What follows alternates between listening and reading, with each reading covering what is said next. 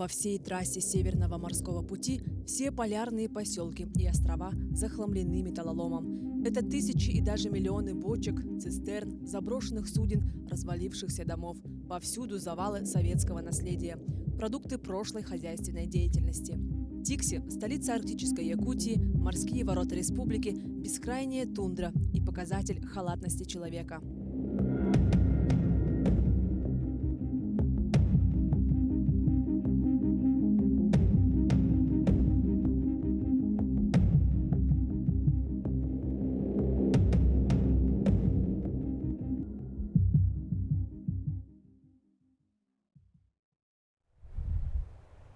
Поселок расположен на берегу моря Лаптевых. Берег бухты Тикси является одним из самых удобных стоянок для судов во всем мире.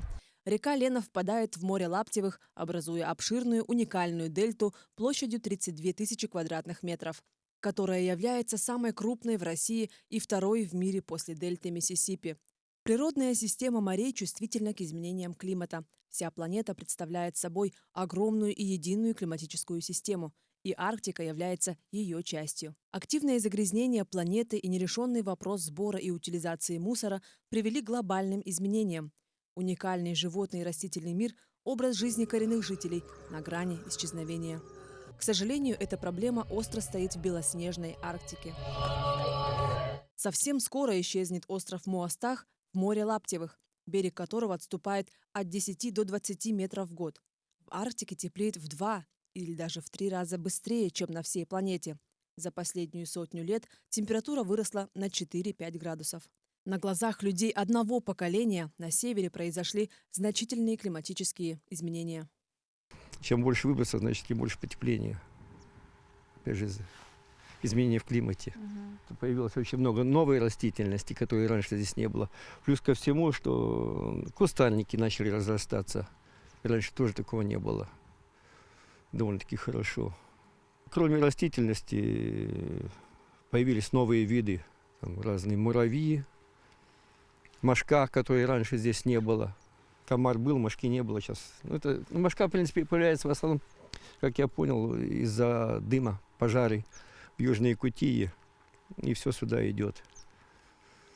Вплоть до того, что бурый медведь тоже сюда пришел. Хотя его здесь не было. В этом году? В прошлом году был, позапрошлом году приходили. Более 80% всего имеющегося металлолома в Якутии расположены именно в арктических районах. Все из-за того, что хозяйственная деятельность в советское время в Тикси была очень активная. При въезде в поселок в глаза бросается огромное заброшенное здание, состоящее из нескольких комплексов. В прошлом – цементный завод. Здесь производили бетонные плиты. Несколько десятилетий назад в Тикси проживало около 12 тысяч человек. На сегодняшний день всего около 4 тысяч.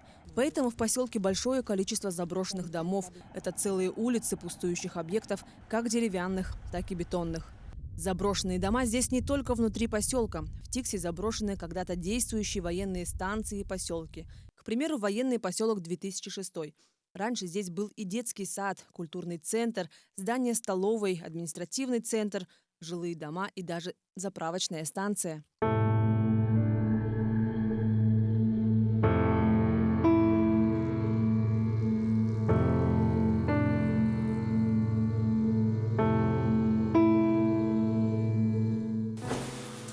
Вот тут остатки унитаза стоят. И ванна там тоже сохранилась. Целая она еще. Почти купе. Чугунная. Тяжелая, СССРовская.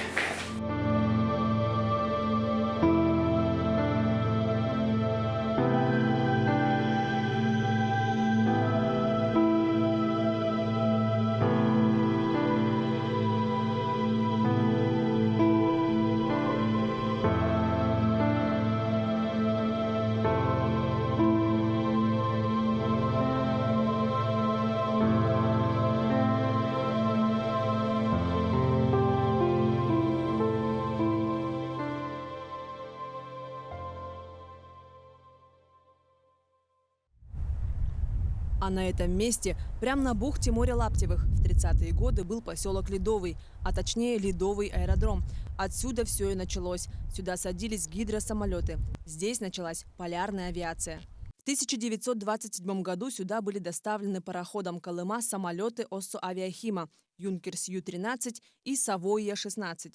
Зимой 30 года впервые авиация была применена для эвакуации людей, зимующего в Арктике судна. В 1935 году был блестяще исполнен большой арктический перелет. Так открылась новая, одна из самых сложных по метеоусловиям и климату авиалиния протяженностью 4500 километров. В этом же году открылась пассажирская линия Иркутск-Тикси-Иркутск. Недалеко от гидроаэродрома Ледовый располагался поселок Сплав-Рейд. По реке Лена сюда пригоняли и сортировали плоты и различные катера. Затем отгружали на баржи и отправляли по морю преимущественно в Японию, а также и в другие страны. Тут поселок был. Они там жили, дома были двухэтажные. У них контора своя. И они эту работу производили, навигацию летом. Навигация рано начиналась, потому что ломали бухту катерами. У нас в морском порту был ледокол Челюскин, который пробивал фарватер в море и ломал лед. И все ветром быстро уносило. И навигация очень рано начиналась. И вот они пригоняли плоты сюда. И здесь их сортировали, готовили на отправку.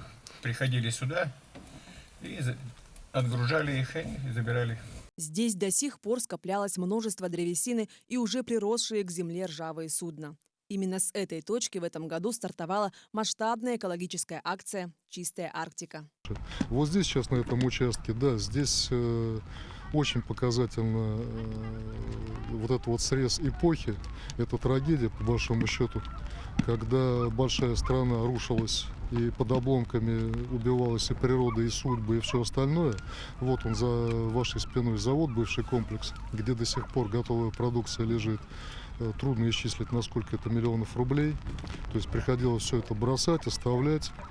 И, разумеется, причинен вред природе, долгосрочный вред, потому что все это лежит, это все впитывается в почву, это ржавеет, это приходит в негодность, где-то течет какое-то масло. Поэтому федеральный проект «Чистая Арктика», он предусматривает комплексное решение, поскольку проблема закрывается только комплексными решениями. Присутствуют на месте специалистов, начиная от специальных подразделений с тяжелой техникой, как вы видите, потому что любой отход, он должен завершить свой жизненный цикл. Если это металл, то в ковше какого-то металлообрабатывающего металлургического предприятия и дать рождение новому металлу. Если это бионеразлагаемые материалы, тоже соответственным образом должно быть утилизовано. Поэтому специально обученные люди, специальная техника здесь необходима, и они есть. Вот. Ну и, разумеется, без ручного труда здесь не обойтись, и уже буквально на ваших глазах происходит очищение территории. Сейчас все дерево будет сожжено, бионеразлагаемые материалы собраны, отправлены по назначению на утилизацию, и уже тяжелая техника приступила к загрузки фрагментов больших металлов. Сейчас резаками начнут работу люди. Все это будет резаться, упаковываться, вывозиться также. Была такая возможность поучаствовать в таком масштабном, просто огромном проекте «Чистая Арктика». И, конечно, когда нам об этом сказали, мы с удовольствием просто прилетели сюда. Ну, это ваш такой первый опыт, да, получается? Вот, как вам вообще Якутия, Арктика, прям край земли, можно сказать, России? Сначала как-то не верилось, когда мы сюда прибыли, потому что совсем все отличается от нашего там местного быта, да. Здесь такая красивая природа, такие холмы. И да, на самом деле мы здесь первый раз, и в принципе на севере я в первый раз. Ожидали, что как бы, погода будет хуже, но она нас очень даже порадовала, потому что от жары мы уже устали. А здесь очень мне нравится. Ну вот по поводу вашей работы, да, непосредственно вы постоянно вот работаете, вчера, сегодня тоже вот собираете металлолом. Как вам вот этот вот весь хлам вообще, насколько вас впечатлил? Когда мы сюда прибыли, мы, понятное дело, сразу пошли посмотреть, что вообще, как здесь обстоит, какая здесь обстановка, и ужаснулись вот с самых первых минут, потому что огромное количество металла, дерева, каких-то отходов, и насколько здесь все масштабно, сколько придется работать, и не только нам, а в принципе сколько лет. И мы надеемся, что все-таки приведут нормальное состояние, что наведут красоту, и здесь можно будет жить как бы намного лучше, чем сейчас. Здесь такой дружелюбный очень народ, веселый. С самого начала как-то вот отличается, допустим, от нашего, да. Хотелось бы, конечно, и сувениры всякие привезти, и много красивых фотографий, которые уже очень много сделано также. И, ну, конечно же, вот это вот настроение, которое даже люди не унывают здесь, да, в каких бы условиях они ни жили. Предстоит огромная и трудоемкая работа, прежде чем с поселка будет вывезена хотя бы половина груды металлолома. Но начало положено. На уборку территории вышли местные добровольцы и жители поселка Тикси. Ну, скажите, как ваш настрой? Откуда вы узнали про этот корпус? Ну, как мы работаем в администрации Бумского улуса. Нам пришло оповещение, то, что приезжают волонтеры и будут обучать, курсы проводить. Ну, нам как бы стало интересно и собирали добровольцев с поселка Тикси. Мы отозвались. Вчера вот буквально проводили первый курс. Ну, как, очень было интересно. Нам тоже понравилось, захотелось выдвинуться. Ну, чтобы наш поселок, конечно же, был чистый, чтобы сюда больше приезжало туристов, чтобы на что-то посмотрели. Ну, я знаю, что это совершенно не оплачивается, да, то есть вы прям добровольцы, Да. и вы готовы трудиться, работать. Я знаю, что у вас где-то около 10 человек уже, да. На что вы надеетесь? Какие перспективы? Каким бы вы хотели увидеть в будущем Тикси? Чистым, порядочным, не знаю. Ну вот на протяжении скольки лет я сама тоже как бы в числе местных, да, и знаю, что тут всегда было так много металла, да, и то, что вот сегодня дан такой старт, это много значит. Вот об этом немножко тоже. Я как бы живу здесь 21 год, в поселке Тикси. Постоянно сюда как бы приходили, да, на пикники, да. Ну, постоянно вот этот металлолом, грязь ужасно напрягала. И сейчас просто очень радостно на душе то, что приехали, помогли нам вывести этот мусор, все собрать, все организовочно. Планы по возобновлению морского порта Тикси оптимистичные. Когда-то порт считался одним из самых современных в стране. В 80-е годы грузопоток составлял 860 тысяч тонн в год. В связи с началом проекта «Чистая Арктика», соответственно, у порта будет больше грузооборота, соответственно, и рабочих мест будет больше. В рамках «Чистая Арктика» сейчас собраны металлолом, то, что волонтерами собраны, и силами морского порта с тундры, что было собрано в июле месяце. На данный момент идет погрузка этого лома. Ну, примерно сейчас, если погрузим вместе с этими, где-то в районе 200 тонн первую погрузку мы загрузим. Основное развитие порта я вижу в том, что в связи с развитием Северного морского пути, соответственно, чтобы грузопоток в республику шел через морской порт, как это было в советское время, и отсюда дальше уже на другие северные районы, в том числе и Нигир, Куяну, Колыму и так далее. Ну и в том числе и в сторону города Якутска.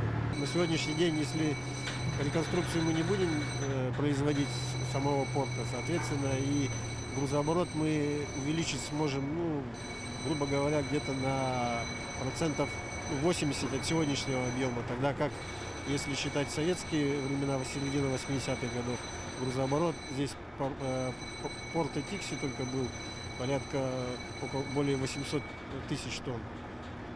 А на сегодняшний день у нас в среднем 15 тысяч. Вот и считайте. Помимо сбора металлолома, в Тикси и близлежащем военном поселке приступили к ликвидации нежилых построек. Мы находимся в военном поселке Тикси-3. С весны этого года здесь активно ведутся работы по сносу всех нежилых и аварийных объектов. Хочется отметить, что в рамках программы экологической «Чистая Арктика» с Арктики вывозят не только металлолом, но и все сопутствующие руины. Еще предстоит снести 17 нежилых объектов. Строительный мусор используется как фундамент для будущих новых построек. В Тикси-3 уже построили новое общежитие для военных служащих. В следующем году планируется ввести ввод еще 2 новых объекта. Еще одно исторически важное место в Тикси – это поселок Полярный. В 1928 году на заседании Полярной конференции было принято решение о проведении 2-го международного полярного года в 1932 и 1933 годах. Были вынесены рекомендации по созданию на побережье Северного Ледовитого океана сети полярных метеорологических и геофизических станций. В августе 1932 года пароход «Лена» доставил в залив Сога 15 первых постоянных жителей Тикси. 12 августа в бухте Тикси была открыта полярная станция. Ну, это бывшая метеостанция ОГМС.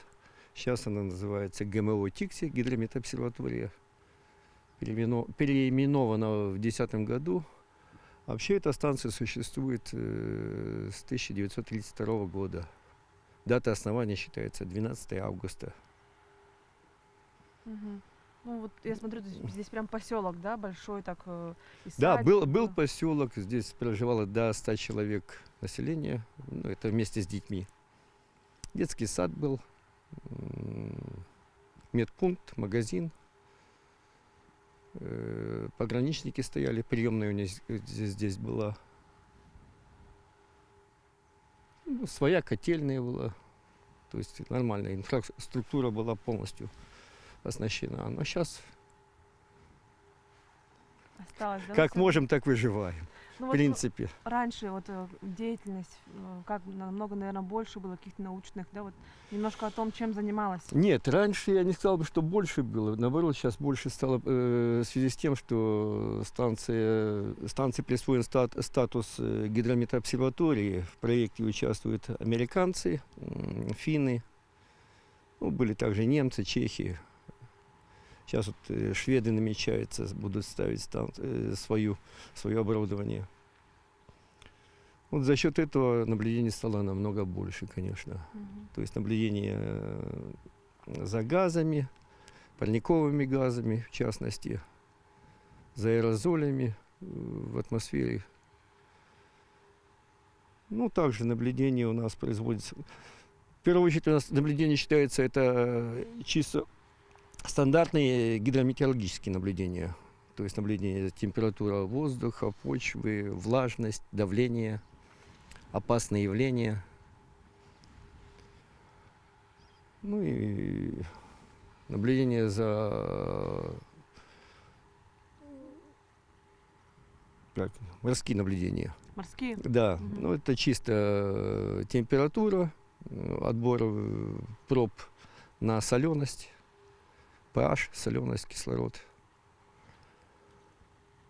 Кроме этого у нас наблюдения производятся геофизические. Это наблюдение за магнитным полем, озонометрические, за озоновым слоем, радиометрические наблюдения. Во-первых, здесь довольно-таки чистая атмосфера, то есть нету производства никакого, нет выбросов. И поэтому здесь довольно-таки есть смысл наблюдать за выбросом парниковых газов, тех же самых аэрозолей, все это. То есть нет побочных загрязнений. Полярная станция, пожалуй, одна единственная, которая успешно действует в поселке до сих пор. Рядом от полярной станции располагается Согинское буроугольное месторождение. В 1943 году здесь был организован угольный рудник «Тикси-уголь». Углем отапливались не только жилые помещения Тикси, но и работала электростанция. В последующем действовала шахта Сога. Здесь располагался отдельный поселок. В 1976 году поселок был закрыт. Но тем не менее Арктики прогнозирует развитие. Уже положен старт. Будут очищены и утилизированы груды металлолома, снесут заброшенные здания. Подробно расписан проект комплексного плана развития поселка до 2025 года. На севере живут крепкие и дружелюбные люди. Тяжелые климатические условия они сумели адаптировать под себя. Что вас здесь держит? Почему вы до сих пор здесь? Уже, вы знаете, я уже здесь, можно сказать, вырос здесь, всю жизнь свою прожил, здесь проработал. Уже как-то север засосал. Уже надо было уезжать раньше, молодые годы. А сейчас уже все. Здесь самое нормально. Климат очень хороший. Мы же ничего не производим, у нас никаких нету там заводов. Самый чистый здесь. Все есть, рыба есть, мясо есть. Остальное все привозят. Так что, ну, в отпуск ездим, раз в 2 года выезжаем на моря, отдыхаем, а потом возвращаемся. Так. Ну вот сейчас есть надежда, что, возможно, Тикси немного возродится все-таки. Да, даже заметно, что у нас уже начали строить дороги хорошие, освещение. Уже как получается небольшой городок будет. Ну, вот как в дальнейшем, как говорят, что будет, вообще перспектива большая. Север еще просто так никого не отпускал. Это невозможно объяснить словами. Суровый климат, труднодоступность и высокие цены. Но Арктика продолжает манить и покорять сердца людей.